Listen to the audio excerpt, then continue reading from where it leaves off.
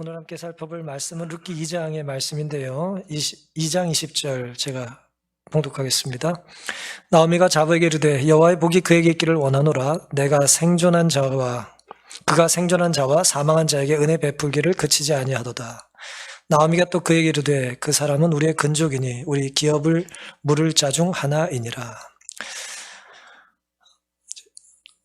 그날 하루는 이제 룻이 매우 고단하게 이제 살았던 하루였죠. 이제 밤늦게 어떤 주석가는 한 10시쯤 집에 왔을 거다 뭐 그렇게 주석을 했습니다. 어쨌든 밤늦게 집에 돌아왔고 시어머니와 함께 이제 잠자리에 들기 전에 피곤한 몸을 이제 가지고 대화를 나눕니다. 그날을 룻은 매우 두렵게 시작을 했겠죠? 하지만 그날이 마칠 때는 감사할 수 있었습니다. 우리가 하나님과 함께 시작하면 비록 두려움 가지고 시작한다 할지라도 감사함으로 하루를 마칠 수 있다는 것을 기억하게 되시기를 바랍니다. 룻의 하루가 그랬다면 또 그러한 하루가 모여 또 한 주가 모이면 한 달이 되고 또 결국 그런 날들이 모이면 일생이 되지 않겠습니까? 그러니 하루의 시작을 하나님과 함께 한다는 것은 어떻게 보면 평생을 주님과 함께 하는 것입니다. 특별히 젊은 사람들은 앞으로 어떻게 살아야 되는지 삶에 대한 고민이 많잖아요. 일생을 어떻게 살아야 되나? 답이 있습니다. 그 고민된 하루를 하나님과 동행하는 것입니다. 하루를 하나님과 동행하고 하나님의 뜻대로 산다면 그의 일생이 온전한 인생이 될 줄로 믿습니다. 오늘은 하나님과 연결된 인생이라는 제목으로 함께 은혜를 나누겠습니다. 지금 저희가 사회적 거리두기 때문에 이제 조금 사랑하기 때문에 거리를 유지해야 되기도 하는데요. 하나님과의 관계, 연결이 어떤 모습을 우리에게 보여주는지를 살펴보겠습니다. 룻기 2장 18절부터 보시면 그것을 가지고 성읍에 들어가서 시므에게 그 주운 것을 보이고 그 배불리 먹고 남은 것을 내어 시므에게 드리매 늦은 시간째 집에 돌아가서 그날 수확했던 것을 어머니에게 보여줍니다.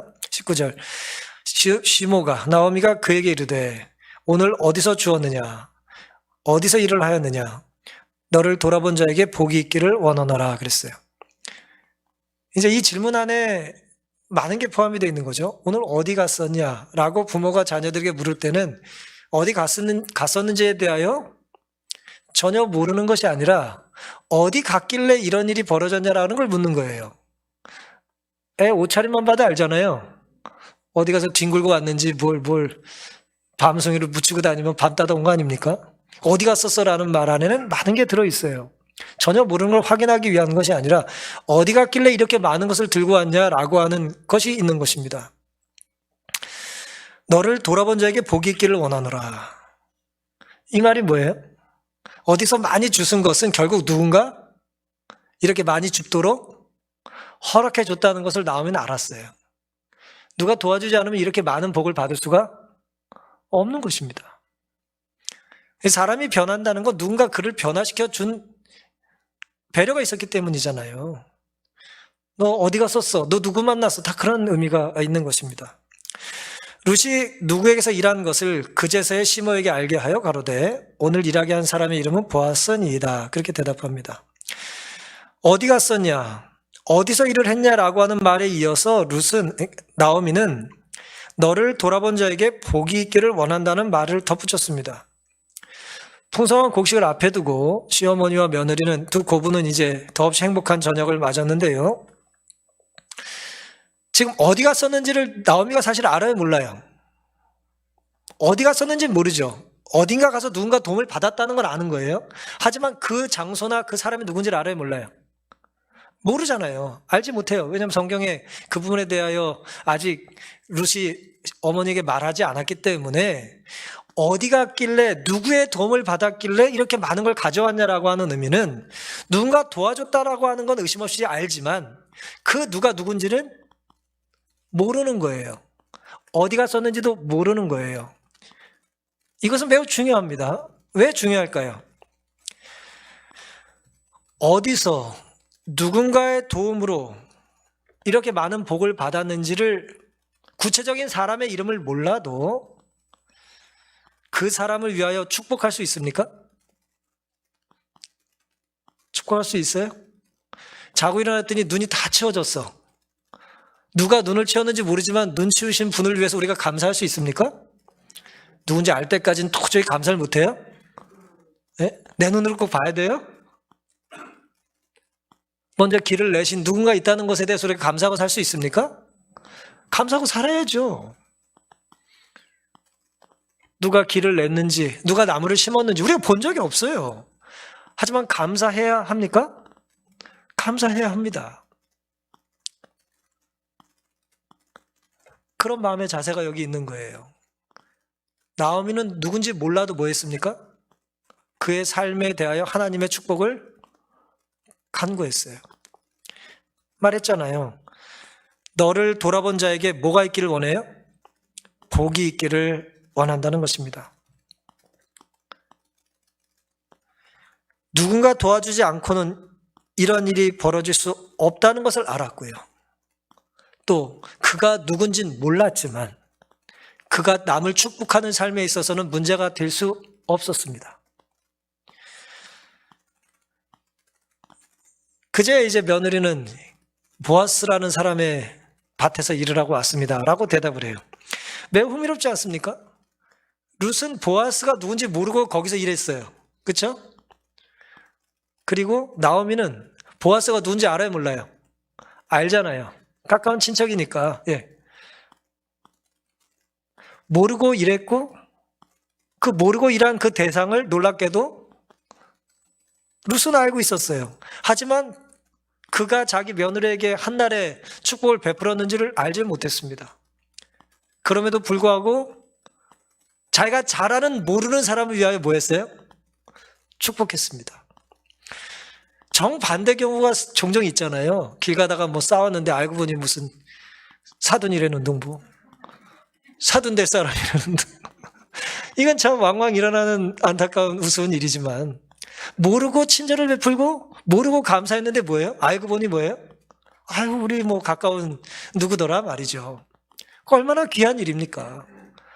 특별해 보이는 누가 있었는데 알고 보니 뭐예요? 누구의 자제더라. 귀한 선생님이 나를 잘해줬는데 알고 보니 뭐 우리 부모님의 뭐 친구더라. 뭐 그런 아름다운 이야기들이 우리가 살다 보면 있는 것입니다. 따라서 오늘 우리가 누군가를 잘 모르지만 축복하고 누군가를 잘 모르지만 친절을 베푸는 것은 먼 훗날 우리 자녀들과 우리 가까운 사람들을 위한 가장 귀한 투자예요. 누가 그걸 보고 계실까요? 하나님이 보고 계세요. 하나님은 그 거룩한 연결고리를 결코 이제 모른 척하지 않으시는 것입니다. 나를 도와준 사람이 누군지 알지 못해도 우리는 얼마든지 뭐 할 수 있다? 복을 빌어줄 수 있습니다. 우리 이걸 축복이라고 그래요. 복을 주시는 분은 하나님이고 우리는 그 복을 빌어달라고 그를 축복해달라고 간구할 수 있습니다. 하나님 저에게 복을 내려 주십시오. 저 청년에게 복을 주십시오. 아무개 집사님 많이 힘들어하고 계십니다. 하나님 복을 허락해 주십시오. 누가 많이 아픕니다. 그에게 복을 주십시오. 우리가 모르는 병원을 지나가도 말이에요. 그 안에 누군가가 있어요? 의료진이 있고 환자들이 있겠죠? 저 안에서 이루어지는 모든 치료 행위가 잘 이루어질 수 있도록 하나님 복을 주십시오. 기도할 수 있어요, 없어요? 얼마든지 기도할 수 있습니다. 운전하면서도 전혀 모르는 사람이지만 앞차가 오늘 하루 행복한 하루가 될 수 있게 해달라고 기도할 수 있습니다. 얼마든지 그럴 수 있고 그래야 하는 것이죠. 하나님을 알지 못하는 사람이 하루 종일 사는 삶과 하나님을 아는 사람이 하루 종일 대면하고 사람들 만나는 삶이 달라야 되지 않겠습니까? 왜요? 우리에게는 내가 비록 가난하고 힘들어도 나보다 부하고 잘난 사람을 뭐 해줄 수 있다?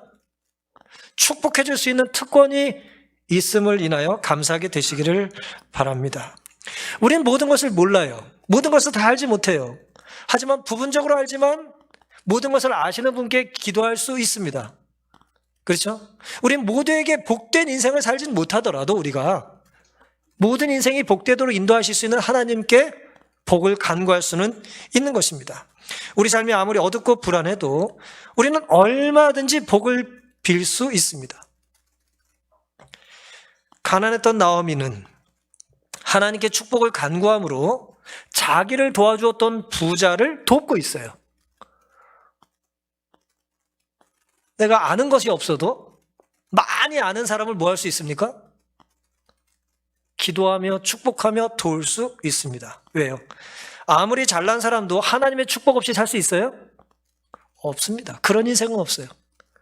하나님 없이 살 수 있는 아무리 잘난, 자기가 아무리 많은 걸 가지고 있고 많은 걸 알고 있고 힘이 있다 할지라도 하나님의 도움 없이 설 수는 없기 때문에 누군가의 축복의 기도가 반드시 필요한 것입니다.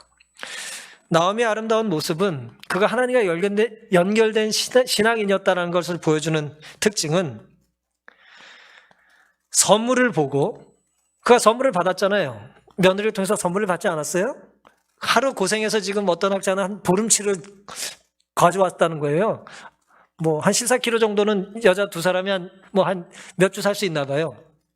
그러니까 하루 수고해서 이제 여러 날 이제 살 수 있는 걸 하나님께서 주셨는데, 선물을 보고 웬 떡이냐 선물만 좋아한 게 아니라 누굴 통해서 선물을 주세요? 하나님은 사람을 통해서 선물을 주시잖아요. 선물을 준 그 손길을 기억하고 감사했고 그를 위하여 축복했습니다. 우리도 그런 인생을 살아야 하지 않겠습니까?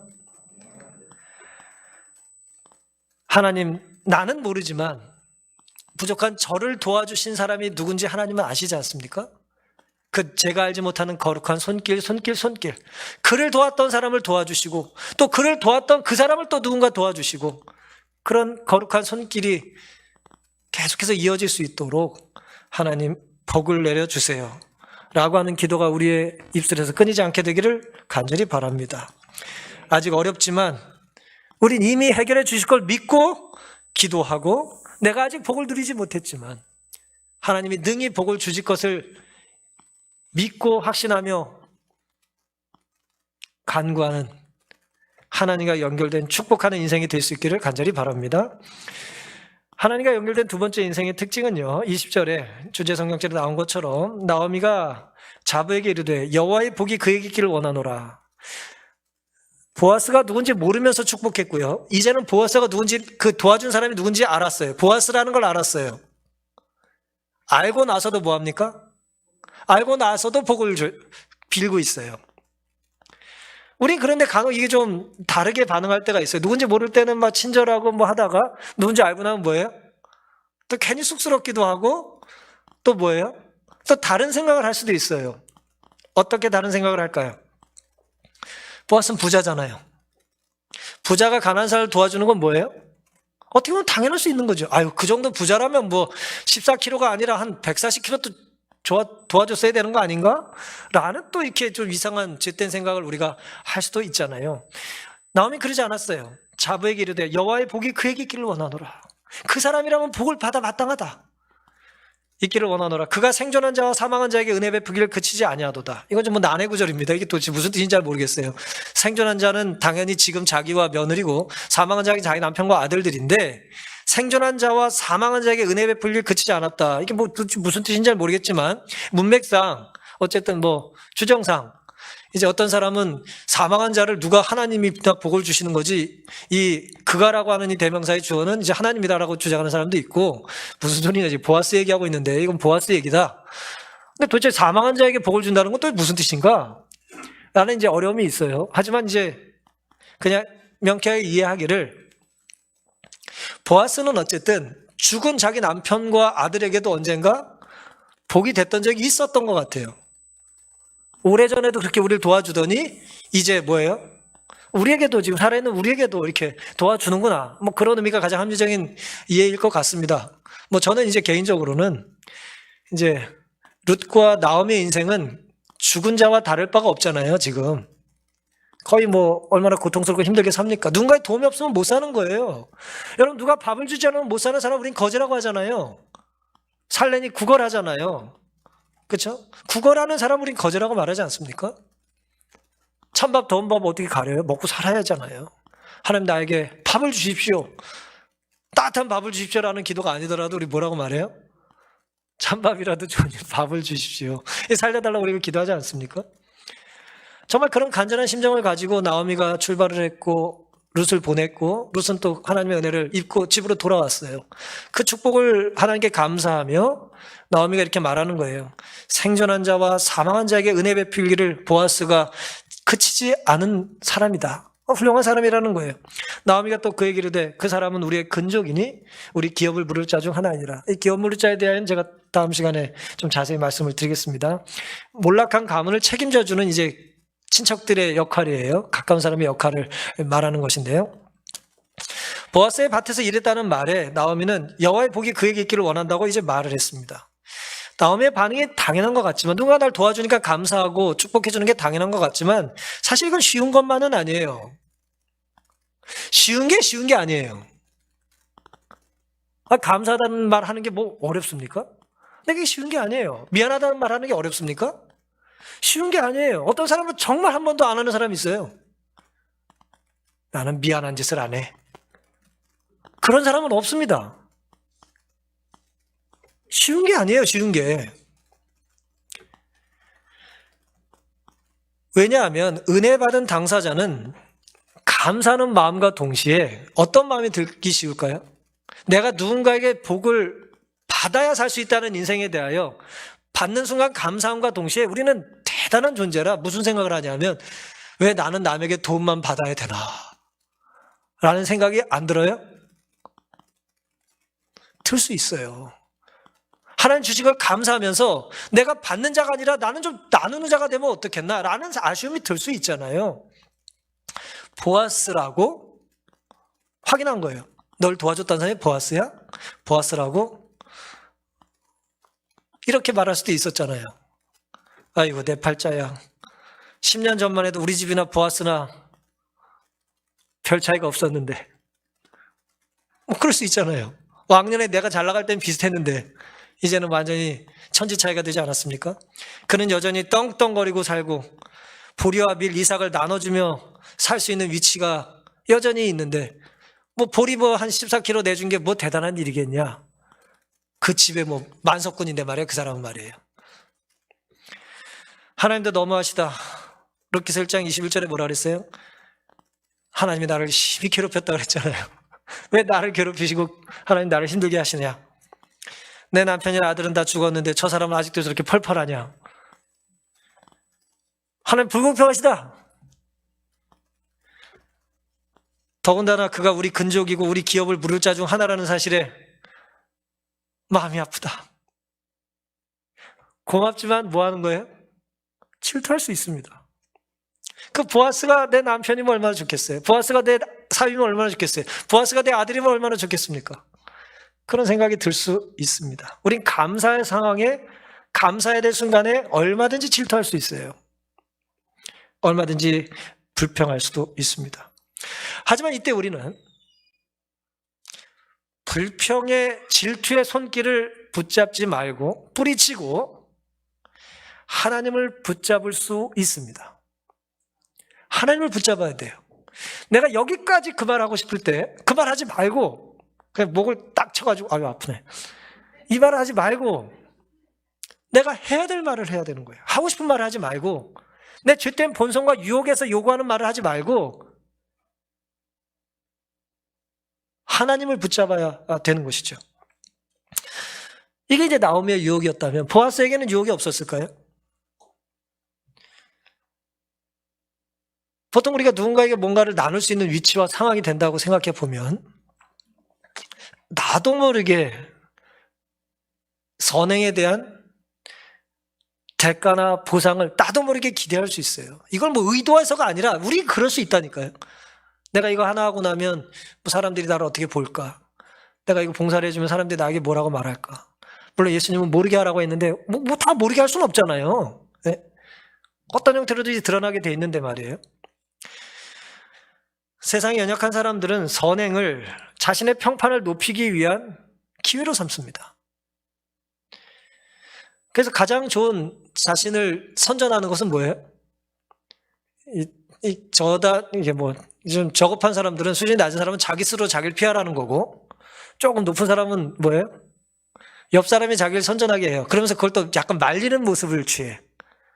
날 뭐 자꾸 이렇게 얘기하고 다녀. 이렇게. 뭐 그럴 수 있어요. 기업이라고 치면은 홍보회사를 하나 계약을 해서 계속해서 나에 대한 좋은 얘기를 하게 만드는 거죠. 계속 나팔을 부는 거예요. 목소리 큰 사람을 이제 찾거나 혹은 후원함으로 후원받을 자격의 기준을 좀 높이는 거죠. 이 사람을 도우면 돌아올 게 많은 사람.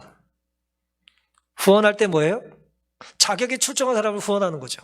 도와주면 돌아올 게 있는 사람을 돕고 싶은 거라는 거예요. 불특정 다수, 미래가 불투명한 사람을 돕는 것은 비효율적이잖아요. 내가 도와준 것 감사할지도 모르고 학자금 대줬더니 학교나 때려치고 그런 사람 뭐하러 돕고 싶겠어요. 학자금 한번 대줬더니 평생 잊지 않고 뭐 장차관 돼가지고 내가 누구 때문에 이렇게 됐다고 그런 얘기 들으면 어쨌든 인간이 기분 좋지 않겠습니까? 도와준 사람이. 그래서 돕는 건 아니지만 인간에게 그런 유혹이 있다는 거예요.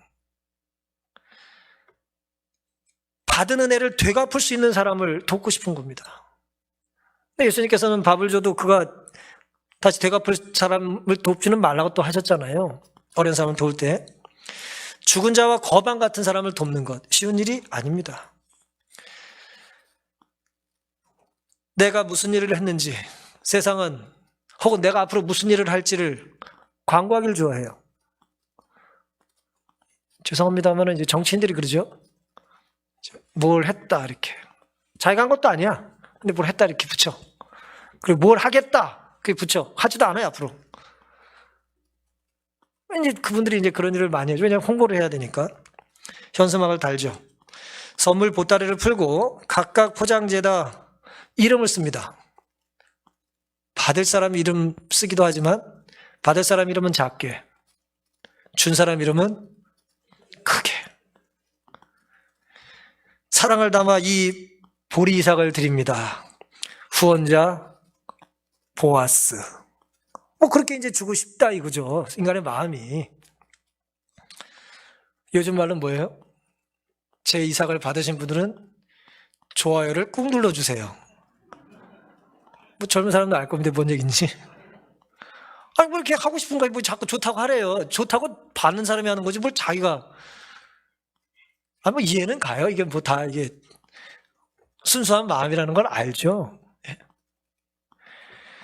제가 지금 말씀드리고 싶은 요지는 뭐냐 하면 하나님과 연결된 이 인생의 두 번째 특징, 나오미든 이 보아스든 우리에게 보여준 특징은 하나님을 높일 기회를 내가 높아진 기회로 삼지 않는다는 거예요. 하나님을 높여야 될 기회에 내가 올라가면 안 된다는 거예요.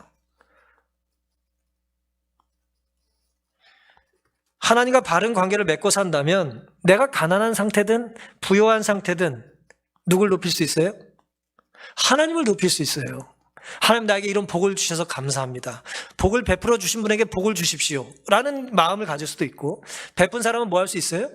저에게 남을 도울 수 있는 기회를 주셔서 감사합니다. 이게 내가 높아지는 게 아니라 하나님이 높아질 수 있는 기회로 그 사람이 바로 이해하고 살도록 도와주십시오 라고 해야 된다는 거죠. 침례 요한은 광야의 소리로 살았잖아요. 그렇죠? 광야에 외치는 자의 소리라고 그러지 않습니까? 나는 소리요. 광야에 외치는 자의 소리입니다. 근데 요한복음 1장에서는 예수님을 또 뭐라고 말씀하세요? 말씀으로 이야기하죠. 예수님의 말씀은 드러나고 인간의 소리는 사라지는 거예요. 그게 침례 요한의 위대한 점입니다. 자꾸 사라져야 돼요. 자기 소리는. 예수님의 소리가 높아질 수 있도록 그런 말을 해야죠. 근데 이게 거꾸로 되면 안 된다 이거예요. 하나님의 소리는 없고 인간의 소리만 자꾸 이렇게 올라가요. 말씀, 가라사대 그게 자꾸 올라가야 되는데 자꾸 인간의 어록이 추가되는 것입니다. 감사할 순간에 질투하지 않았던 나오미처럼 우리도 끊임없이 이런 부분에 대하여 투쟁을 해야 할 것입니다. 하나님을 높일 순간에 나를 앞세우려는 어쩌면 돕는 보아스 같은 위치에 있는 사람들의 영적인 허영심을 우리도 버리기 위하여 계속 투쟁해야 될 것입니다. 내가 무엇인가 선택하고 결정하는 이유가 내가 유리하기 때문에 그걸 선택하는 것이 아니고 불리하기 때문에 선택 안 하는 것이 아니고 오직 그것이 하나님의 뜻이기 때문에 그것을 선택하며 사는 우리가 될 수 있기를 간절히 바랍니다. 하나님과 연결된 인생의 마지막 모습은요. 21절부터인데요. 모압 여인 룻이 가로되, 이제 시어머니 얘기를 들은 거예요. 그가 내게 또 이르기를 내 추수를 다 마치기까지 너는 내 소년들에게 가까이 있으라 하더이다. 이런 얘기를 보아스가 전에 했었잖아요. 그 얘기를 그대로 이제 옮겼더니 나오미가 자부 룻에게 이르되 내 딸아 너는 그 소녀들과 함께 나가고 다른 밭에서 사람을 만나지 아니하는 것이 좋으니라. 이에 룻이 보아스의 소녀들에게 가까이 있어서 보리 추수와 밀 추수를 마치기까지 이삭을 주우며 그 시모와 함께 거하니라 그랬습니다. 하나님과 연결된 인생의 마지막 특징은 바르게 가르치고 제대로 순종한다는 거예요. 바르게 가르치고 제대로 순종하는 것이죠. 하나님을 섬기는 사람들의 말에 귀를 잘 기울이는 거예요. 룻의 위대함은 보아스의 말도 잘 들었고, 왜? 하나님의 음성을 대신하고 있었으니까. 시어머니의 음성도 잘 따랐어요. 젊은 사람들이 어른들 말씀을 잘 들어야 되는데 잘 안 듣기가 쉬워요. 왜요? 이 세상이 특별히 이제 요즘 정보화 시대가 되다 보니까 옛날에는 어른 오래 사실수록 아는 게 많으셨어요. 왜냐면 경험이 축적된 사회였으니까. 근데 요즘은 정보화 시대라 젊은 사람일수록 정보를 더 잘 얻습니다. 그러니까 요즘은 모르는 건 애들한테 물어봐야 돼요. 기분이 나빠요, 아주. 이상한 세상이 됐어요. 요즘 애들은 어른이 연세가 많으면 많을수록 저분이 이걸 아시겠어? 막 그런단 말이에요. 아주 기분이 안 좋아요.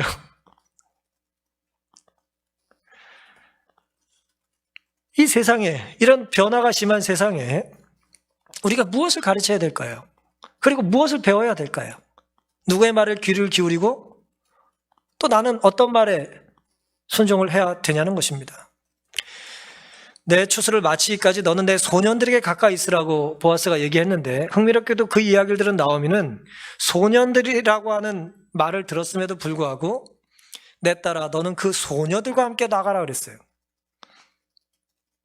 왜 보아스는 소년이라고 말하고 룻은 소녀라고 말했을까요? 다른 말입니까? 다르진 않아요. 같은 말을 하는 거예요. 왜냐하면 소년들을 중심으로 소녀들이 쫓아다니면서 이제 이삭을 주셨기 때문에 이제 같은 의미예요. 이거 뭐 다른 이야기를 하는 것은 아니죠. 그 무리 안에 있으라는 얘기입니다. 당시 문화를 우리가 좀 생각을 해보면 말이에요. 2장 5절에 보아스가 처음 이제 룻을 봤을 때 이는 네 소녀냐라고 이제 자기 신복들에게 묻잖아요. 네 소녀냐 그랬어요. 이게 무슨 뜻입니까? 네 소녀냐? 누구에게 속한 여자냐라는 질문이죠. 요즘 같으면 그런 질문 해야 안 해요.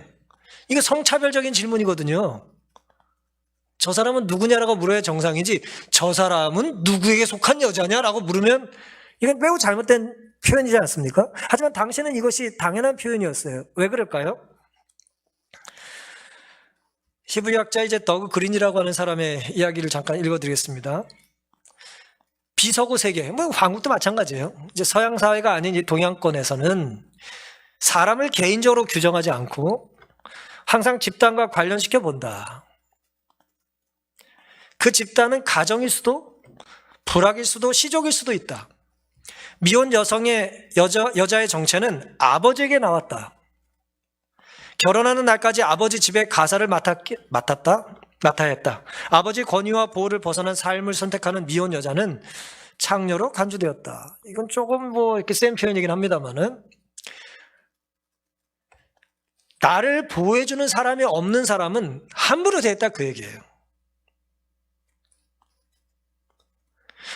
가출한 아이들은 부모가 없는 게 아니라 가출하는 것을 허락할 만한 분위기의 가정이라면 남들이 함부로 했다 그 얘기예요.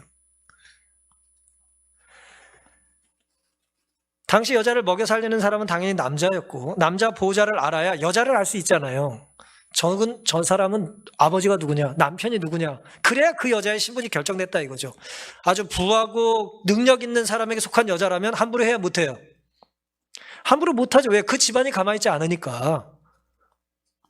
야곱의 두 오빠들처럼 뭐 다 뒤집어 엎어버리잖아요. 디나 괴롭히니까.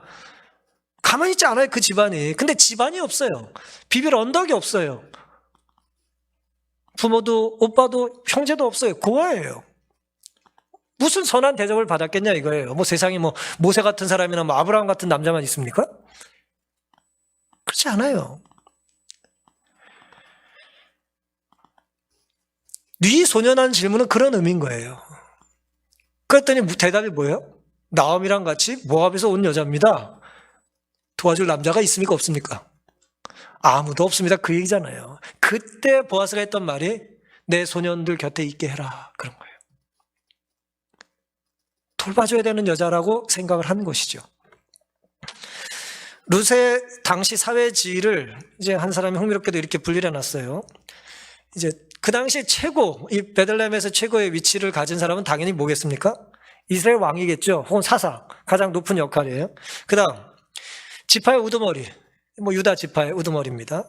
그 다음에 이제 베들레헴의 시족의 우두머리가 있었겠죠. 그 다음에 시족의 어른이 있었겠죠. 이제 보아스 같은 사람이에요. 그 다음에 집안의 제일 어른은 할아버지죠. 고대 사회에. 그쵸? 살아계신 어른. 그 다음에 아버지가 있죠. 다 이게 남자예요. 남자 지금. 죄송합니다. 남자들 얘기예요. 그쵸? 그 다음에 아버지 엘레멜렉 죽었어요.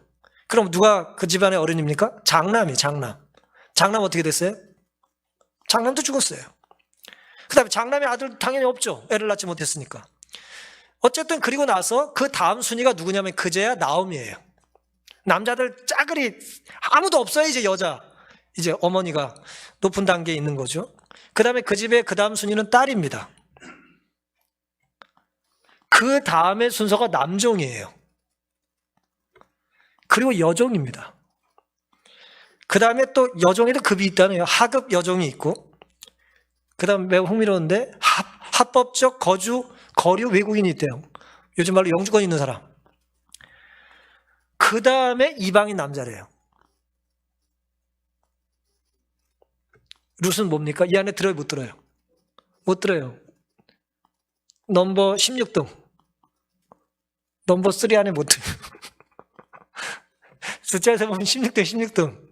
그 사회에 나눌 수 있는, 뭐, 인도의 카스트처럼 제일 낮은 계통, 마치 불가촉 천민같이 말이에요. 맨 마지막 밑바닥이 이방인 여자였다는 거예요.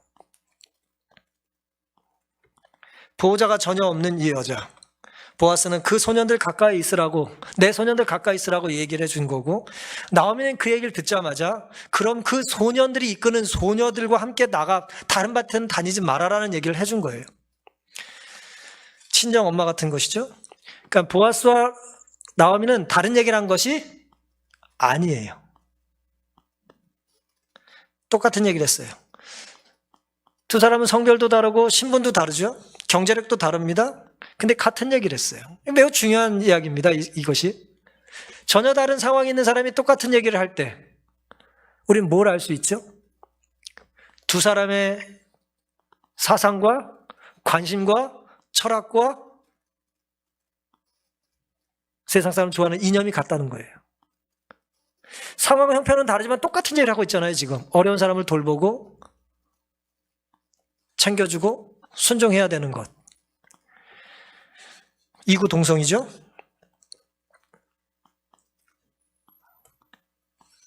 여러분 주변에 신실한 사람들이 비슷한 얘기를 자꾸 해주면 그 말은 하나님의 뜻일 가능성이 매우 높습니다. 주변에 기도하는 무리들이 여러 있을 거 아니에요. 여러분 주변에. 예? 누구도 그 얘기를 하고 누구도 그러고 누구도 그 얘기를 한다는 그 거룩한 이야기들을 하는 사람들의 이야기가 겹치면 그건 무슨 뜻일 가능성이 많다? 하나님이 나에게 하라고 하신 가능성이 많아요. 근데 모두가 반대하는데 정신 나간 사람이 내 편을 들어줄 때가 있어요. 또 하나님을 알지도 못하고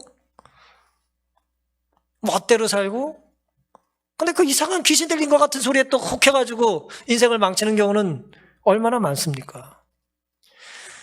하나님을 신실히 섬기며 날마다 기도를 게을리하지 않는 사람이 주변에 있으십니까?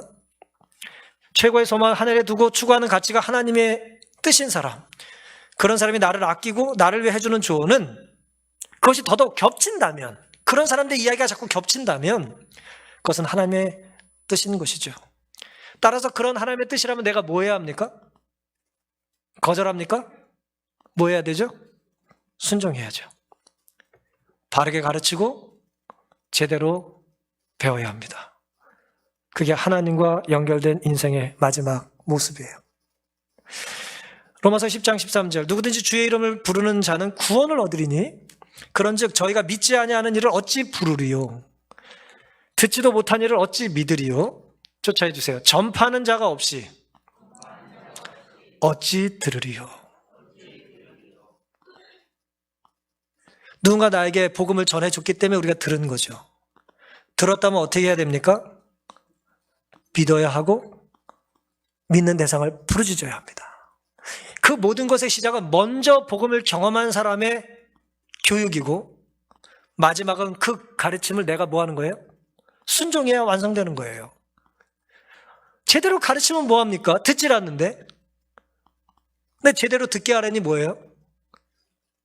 부모가 춤도 추고 노래도 부르고 또 그냥 약속도 하고 그러는 거 아니에요? 어쨌든 효과적인 교육을 위해서 어떻게든 잘 알아듣게 하기 위해서 애를 쓰는 거잖아요. 방법보다 물론 열정이 중요하겠죠. 열정이 방법을 만드는 거니까요. 기도하며 나에게 하나님의 뜻을 전해주려고 애쓰는 분들의 공통적인 가르침을 온전히 순종하는 삶을 사는 우리가 될 수 있기를 간절히 바랍니다. 말씀을 바르게 가르치고 의심 없이 순종하기를 다짐하는 이 시간 되기를 바랍니다. 지난주에 한 친구가 책을 한 권 줬어요. 책은 이제 남쪽의 큰 소리 그랬습니다. 그런 책인데, 영적 유산 스토리 그래가지고 이제 최대성 장로님이라는 분의 일대기예요. 혹시 호남 쪽에서 신앙생활 하신 분들은 이 어른의 이름을 아실 거라 생각합니다. 보성분이신데요.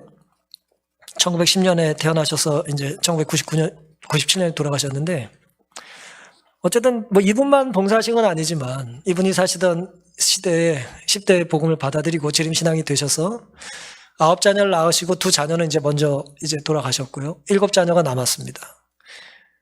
다 신앙 안에서 살고 지금 100명이 넘는 자녀들이 전 세계에 흩어져서 살고요. 보성교회 출신의 신앙인들이 재림교인들이 800명이 넘는답니다. 이 책을 쓴 분은 최상재 목사님이고 손주예요. 저는 이제 그 외손녀 친구를 통해서 이 책을 제가 받았습니다. 감동적인 이야기가 참 많은데요. 전도회 하신 이야기, 신앙교육 하신 이야기, 여러 이제 놀라운 이야기가 많은데, 친정 아버지의 숙제라고 하는 이제 막내딸이 이 책에 남긴 이야기를 잠깐 알려드리겠습니다. 7자녀의 이제 마지막 딸인데요. 다 신앙 좋은 사람들이랑 결혼을 한 거예요. 근데 이 막내가 이 거룩한 아버지의 막내딸이 안 믿는 남자를 데려왔어. 집안마다 꼭 이런 사람이 있어요.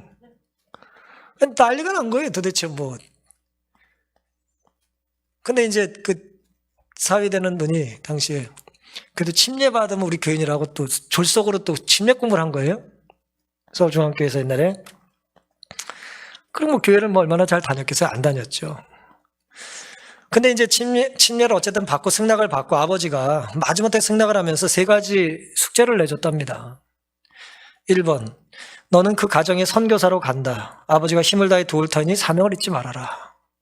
2번, 어떤 일이 있어도 결혼 생활에 성공해야 한다. 힘들다고 형제를 찾아가진 말아라. 3번, 나 죽은 후에도 아버지 자존심을 잊지 말아라. 아버지 혼자 너 결혼을 허락했다. 아무도 허락하지 않은 결혼을 아버지가 허락을 해주면서 딸에게 이제 약속을 한 거예요. 이 숙제를 네가 할 수 있겠냐. 어쨌든 시집을 가고 싶으니까 이제 숙제를 하겠다고 했습니다. 놀랍게도 이제 딸이 나중에 미국으로 이민을 갔고 아버지 자녀죠. 극적으로 누군가의 장례식을 도와준 사람이 미국에 정착을 했는데 그 가정의 도움을 결정적으로 받아요. 놀라운 일이죠. 그리고 지금은 이 막내딸, 막내 사이가 이제 미국에 교회에서 장로로 봉사하고 자녀 하나는 목회자가 됐고 또 딸은 미국의 대총회에서 이제 일을 하고 있답니다. 목회자가 되고 대총회 직원이 됐다는 것이 대단한 일이라서가 아니라 아버지의 숙제가 이제 딸은 계속해서 기억을 했다는 거예요, 숙제를. 그리고 이 이야기를 이렇게 말했어요. 친정아버지가 주신 숙제를 오늘도 되새긴다. 내 생명이 닿을 때까지 쉬지 않고 숙제를 해 나갈 것이다. 더하여 자녀들에게 그 숙제를 주고 또 줄 것이다. 그 숙제를 하다 보면 그리운 친정아버지를 만날 순간이 오겠지. 억지로라도 순종하면 축복은 내 것이다. 이 아버지의 가르침이라는 거예요. 억지로라도 네가 순종하면 그 축복 누가 받는다? 네가 받는다는 거예요. 사랑하는 성도 여러분, 하나님과 강하게 연결된 신앙의 끈을 놓지 않으면, 내가 그토록 놓고 싶었던 줄을 놓지 않으면, 그 위기를 극복하면 자손의 자손이 축복을 받습니다. 억지로라도 말씀에 순종하면, 억울해도 감사하고 속상해도 타인을 축복하면 하나님은 우리의 인생에 복을 주시는 것입니다. 순종의 결과는 명령하신 분께서 책임지실 것이고, 순종함으로 순종을 가리키게 되시기를 간절히 바랍니다. 세상 도움의 손길은 결국 한계가 있죠? 하늘의 도움은 하지만 무한합니다. 우리 삶의 감사와 축복이 순종하는 삶을 통하여 재림의 날까지 이어지므로 하나님과의 연결이 끊임없이 강화되는 우리 모든 믿음의 가족들이 될 수 있기를 바라면서 오늘 말씀을 마치겠습니다.